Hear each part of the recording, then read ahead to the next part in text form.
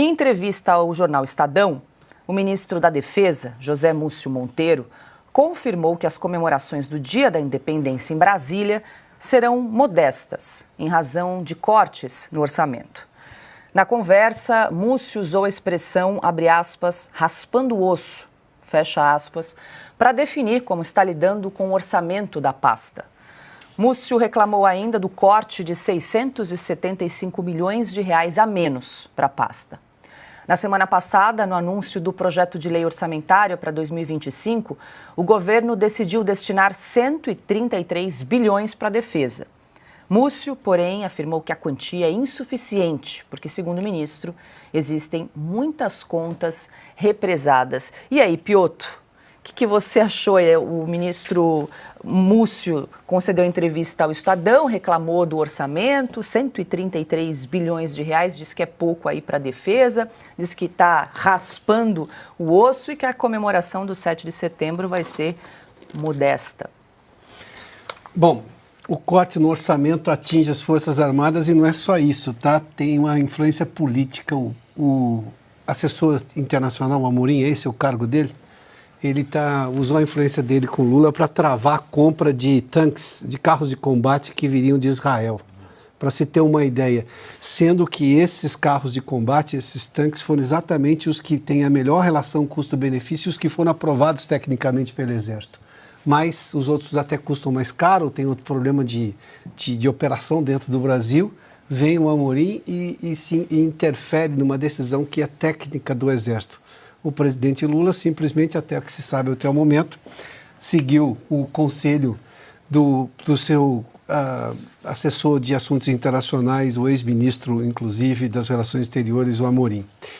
As Forças Armadas passaram por uma vergonha gigantesca da possibilidade de terem que dividir espaço com o MST no principal desfile das Forças Armadas no ano, que é exatamente o 7 de setembro. Agora veio esse movimento do ministro da Defesa, óbvio que é uma crítica velada a esses cortes todos e a forma como as Forças Armadas estão sendo tratadas dentro do governo Lula. Em que pese o fato também, né, de que, independentemente da Constituição e que o presidente da República é o comandante em chefe das Forças Armadas, os comandantes das três forças, de alguma forma, também assentiram, anuíram a tudo isso, como está acontecendo hoje no país. Vem o gasto, este é um governo que gasta mais do que arrecada, chega uma hora que ou corta ou quebra o país. A Dilma foi adiante e quebrou o país. O Lula, que tinha deixado uma dívida gigantesca com a China crescendo 15%, a hora que a China parou de crescer 15%, a bomba sobrou na mão da Dilma, que foi lá e dobrou a aposta. O que nós estamos vendo agora é só a consequência de um governo, não é com falta de ideias, é com ideias ruins. Bom, vai afetar até o 7 de setembro, mas como eu disse, no governo Lula, isso é a segunda divisão. A primeira divisão está na Avenida Paulista. Deixa eu passar para o Consta, sobre esse congelamento aí de 675 milhões de reais, consta no orçamento da Defesa. José Múcio Monteiro foi questionado a respeito e ele disse o seguinte: há 10 anos que se vem colocando menos na Defesa. Por quê? Esse não é um ministério político, ele diz. Eu aqui não tenho senadores que possam procurar, deputados que possam procurar. Se eu comprar um avião daquele ali, e aí ele aponta para uma miniatura de um caça Gripen de 100 milhões de euros, não elejo ninguém. Esse é um ministério que não dá manchete, só nos conflitos, nos problemas. Somos uma delegacia de plantão, fecho aspas aqui para o Múcio Monteiro, consta. Há controvérsias de que não há uma politização nas Forças Armadas, né? Mas veja, a pasta da Defesa está, obviamente, colhendo os frutos daquilo que plantou. Existe, sim, um projeto de sucatear as nossas Forças Armadas, que é um projeto da esquerda, da turma do Dirceu, dos comunistas, do Foro de São Paulo. Eles tiveram que prestar continência para Nicolás Maduro no Brasil, assim que o Lula voltou à cena do crime, como diria Geraldo Alckmin. Eles correram risco agora, no 7 de setembro, ter que prestar continência ao lado da turma do MST, os comunistas invasores de propriedade que tocam o terror no campo, no agronegócio brasileiro.